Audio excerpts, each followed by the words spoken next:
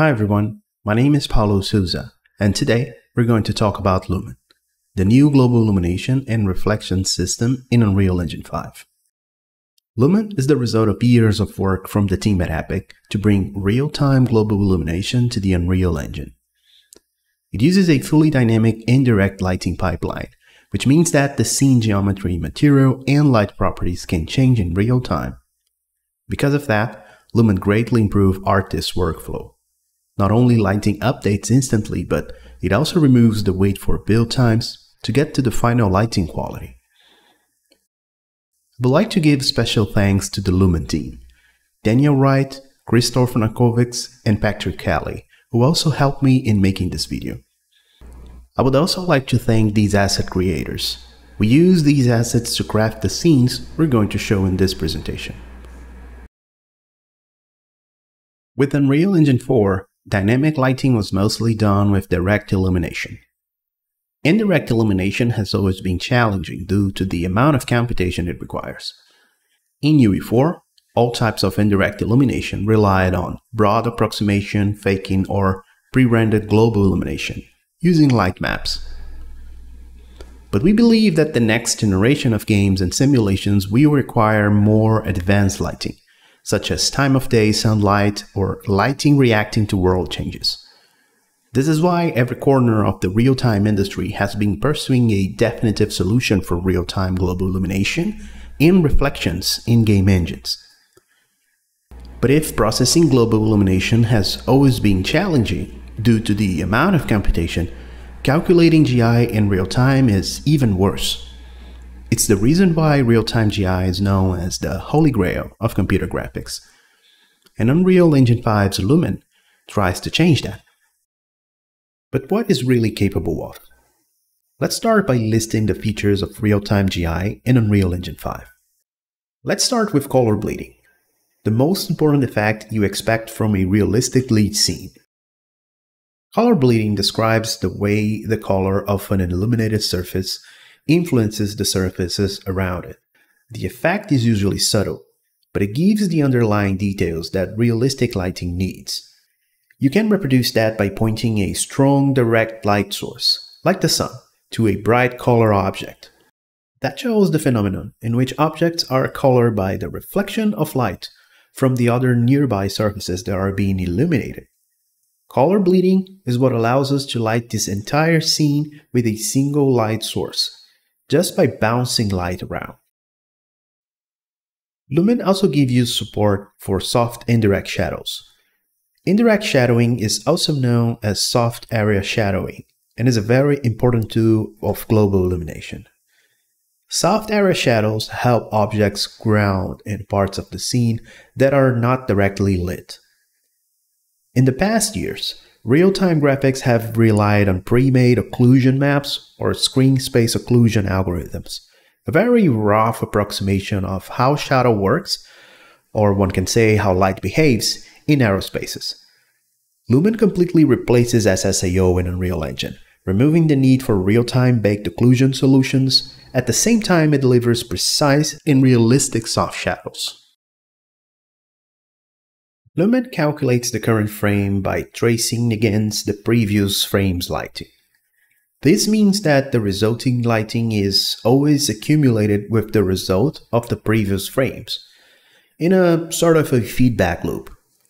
Since these updates are amortized over multiple frames, Lumen is able to provide efficient support for multi-bounce global illumination and many dynamic lights. This has usually a subtle effect in most scenes, as you can see in this scene with radiosity turned off and on. But it's clear that this is necessarily to properly simulate how the sunlight needs to bounce multiple times to illuminate the scene behind this object in the middle. But let's talk about emissive surfaces. With UE4, you could use the emissive input in the material to give a glowing effect to an object. It didn't really affect the world unless you were using static lighting with light maps. In UE5, we can finally make use of the emissive properties of the materials to inject indirect lighting into the scene in real time. Keep in mind that Lumen often doesn't capture small emissive objects really well. so the lighting effect of those small surfaces may disappear if they're occluded. You may also see increased noise on the adjacent lit surfaces if the emissive objects are too small or too bright. Skylights are also supported in Lumen. The skylight captures the distant parts of your level and injects that to the scene as an indirect light. That means that the sky's appearance and its lighting and reflections will match even if your sky is coming from the atmosphere or layer clouds on the top of a skybox or distant mountains. You can still have the same setup as UE4 with a sky atmosphere, a skylight that updates in real time, or you can even manually specify a cube map. Lumen's Final Gather automatically picks skylighting at no extra cost and injects it into the scene. But how does it work? The most common method for solving global illumination is ray tracing. Ray tracing generates images by tracing the path of light and simulating the effects of its encounters with virtual objects. And ray trace global illumination needs a lot of traces to generate proper indirect diffuse, soft shadows, secondary bounces, and etc. Lumen uses a hybrid approach for traces, tracing rays against the screen first. Screen trace rays allow any geometry type to block indirect lighting. But they also have a limitation. They can only trace objects in the frame's camera view. But in most cases, there are parts of the scene that can't be covered by screen space traces. And for proper illumination and reflections, we need to take off-screen objects into account all the time. Lumen makes heavy use of hardware-accelerated ray tracing, which has become increasingly common in recent years. But while Lumen supports hardware ray tracing, we needed a solution that could work on current and last-gen GPUs. This is why Lumen has a built-in software ray tracing solution. Our software solution traces to a simplified version of the scene that is generated using sign distance fields. A sign distance field is a volumetric representation of a 3D surface. Think of it as a volume buffer, an approximation of the original triangle mesh. Mesh SDFs have existed in Unreal since Unreal Engine 4. The Unreal editor was already able to generate mesh distance fields offline for every static mesh asset. In UE5, we have improved SDFs to support streaming and large objects. And what's really cool about tracing to SDFs is that they are very fast to trace, as the entire tracing loop is basically stepping through a volume until we hit a surface. We have a solution to trace the surfaces and calculate GI. That's great. But to bounce light around properly, we still need to sample the properties of the surfaces in the scene. Sampling these properties directly from triangles for every hit would be so expensive, so we came up with this smarter approach. We generate a parameterization of the nearby scene surfaces, which we call the surface cache. This cache is used to look up the surface and lighting information when a ray hits that point. Think of it as a way to cache the surface information and the lighting in the GPU to be referred and used later. To generate it, Lumen places projections onto the object's surfaces. The easiest way to think of it is as an inverted cube map of the object.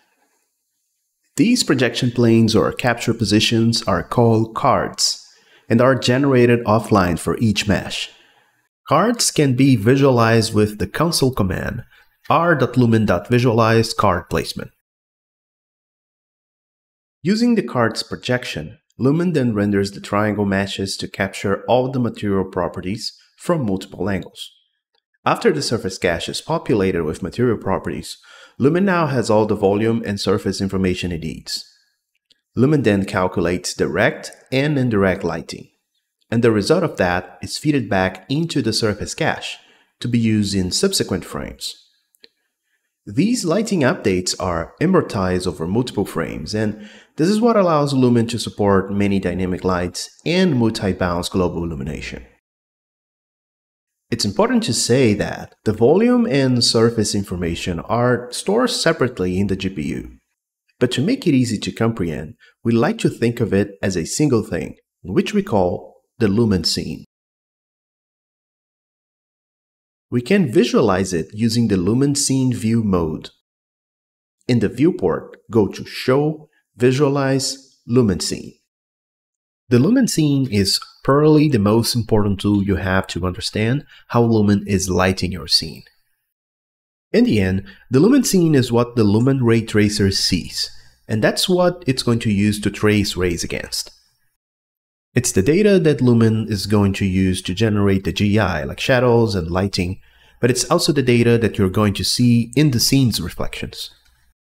Enabling the Lumen Scene visualization will be usually the first thing to do when something seems wrong with your lighting or your reflections. It should match the main view in ways that will have a noticeable impact on indirect lighting.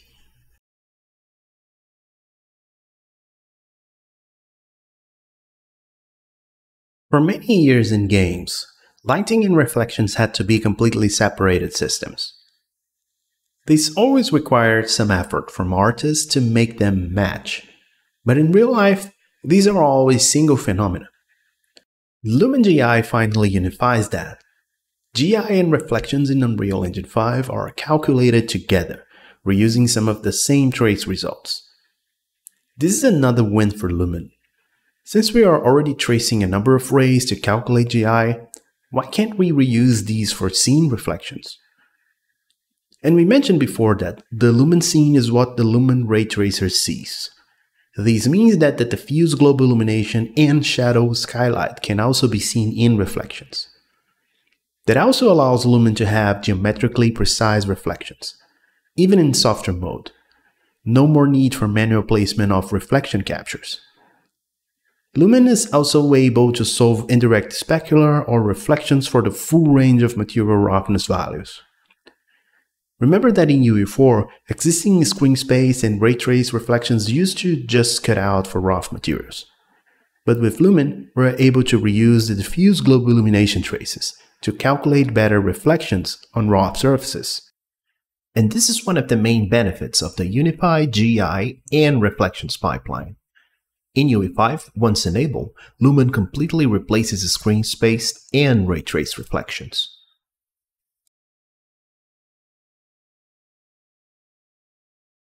In Unreal Engine 5, Lumen GI and reflections are enabled by default in new projects. If your project is upgrading from UE4, you may need to change a few options to enable Lumen. First, head to the project settings and search for Dynamic Global Illumination method. Set it to Lumen. This will automatically change all necessary options.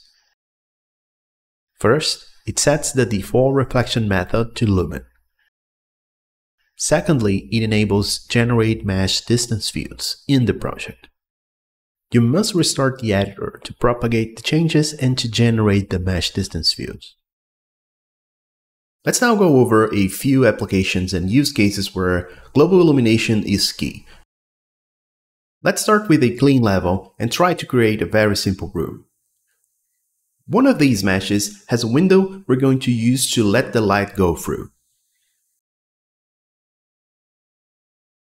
Let's then add a directional light and configure it as we like.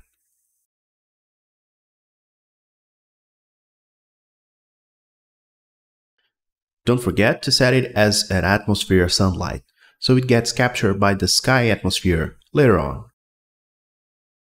We now can see that the window lets some of the light through, and it views the entire room. Next, let's add a sky atmosphere and a skylight. Don't forget to set the skylight to capture in real time. We can now see that as we rotate our directional light around, our sky atmosphere updates instantly to match the proper time of day. We can also try experimenting with different materials. As you can see, Lumen updates the scene lighting instantly.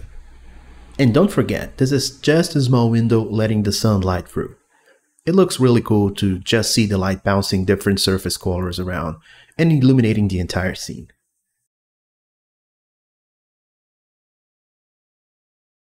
Another win of real-time GI is to finally be able to get the outside lighting to illuminate interiors when you have doors or windows that can be open. We can even partially block those and have the interior be fully illuminated just by the light bouncing off the doors into the walls. Lumen finally enables those dramatic scenes where you open a door or a window and the light fills the entire room. Our next use case are day-night cycles. We're going to use our basic setup of directional light, sky atmosphere, and skylight. Again, don't forget to set your directional light as atmosphere sunlight and your skylight to update in real time. Just by rotating the directional light on the y-axis will give us the effect we're looking for. The sky atmosphere takes care of changing the color of the sky and the light color according to the time of the day. The skylight takes care of injecting the color of the sky as an indirect light, giving the environment a much nicer color. And then Lumen renders everything just as it should. In the context of a game or a simulation, you can change the rotation of the sunlight automatically and update it every frame. The rate of the updates can even be controlled according to your simulation needs. You can also let it be controlled directly. You can hook the sun rotation to the mouse wheel or any other input using blueprints, so the user can control the time of the day directly. And still with blueprints, you can even trigger your scene to a different setup during nighttime, like making your lights turn on. Lumen can now update to these changes gracefully. And Lumen also works simulating daylight cycles in larger scenes. You can add another directional light to work as the moon, and emissive surfaces will beautifully indirect illuminate your scene. Now, let's talk about some of the tips and best practices that can help you deal with lighting in UE5. It's important to keep in mind that emissive surfaces are not meant to replace light sources, so we don't really recommend that workflow. You can still use emissive surfaces in Lumen, but make sure that you keep them large and not too bright. Things like flat screen TVs or large windows are a good use case here. Small and brighter meshes will add lots of noise to the scene. So in these cases, we recommend that you add a light source next to the small emissive surface and that you dim the material a little bit. As we said before, the Lumen Ray Tracer sees and traces to the Lumen scene, so you can assume that that's what you're seeing in the reflections. But by default, texture and material features may look a little bit blurred if you try to emulate mirror-like surfaces. You can alleviate that by enabling harder acceleration in Lumen and increasing the reflection quality. By default, reflection mode is set to 1, so Lumen samples material information and lighting from the surface cache. Your reflections will basically look the same as the Lumen scene.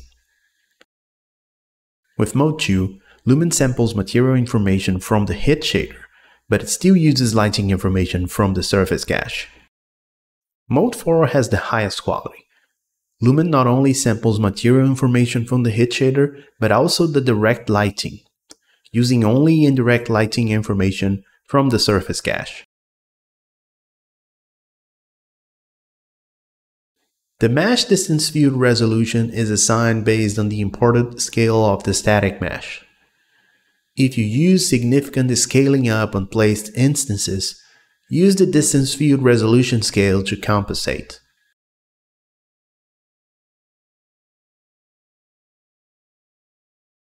By default, Lumen traces against each mesh distance fields for the first 2 meters for accuracy, and then traces the merge global distance field for the rest of each ray. We use these for objects farther from the camera, which allows our traces to be really fast. And we are even less dependent on the scene complexity. Scenes that require areas with a lot of small objects crammed together should consider baking these to a single mesh, or rather setting the softer tracing mode to global traces. That may reduce overall quality, but will increase performance.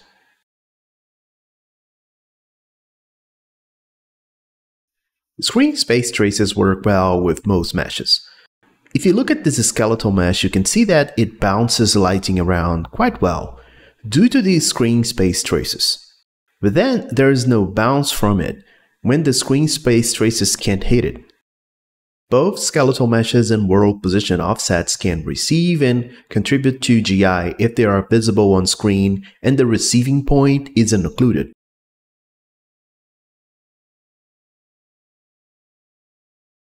The Final Gather default setting is usually good enough for highly detailed environments and exterior scenes, but it may be necessary to increase the quality in some situations. That seems especially important for interior and architectural visualization. In your post-process volume, head to the Global Illumination section and try to play with the Final Gather quality option. Try to find what suits best for your scene. But keep in mind that the higher the value, the higher the performance costs. So this is something that you will need to balance. And with this, we conclude this video. Keep in mind that, while it's still in early access, Lumen will still go through changes and improvements until the final release of Unreal Engine 5 next year. We hope you enjoyed the ride. Stay tuned for more content on our social networks and in the Unreal Engine channel on YouTube. Thank you and see you later.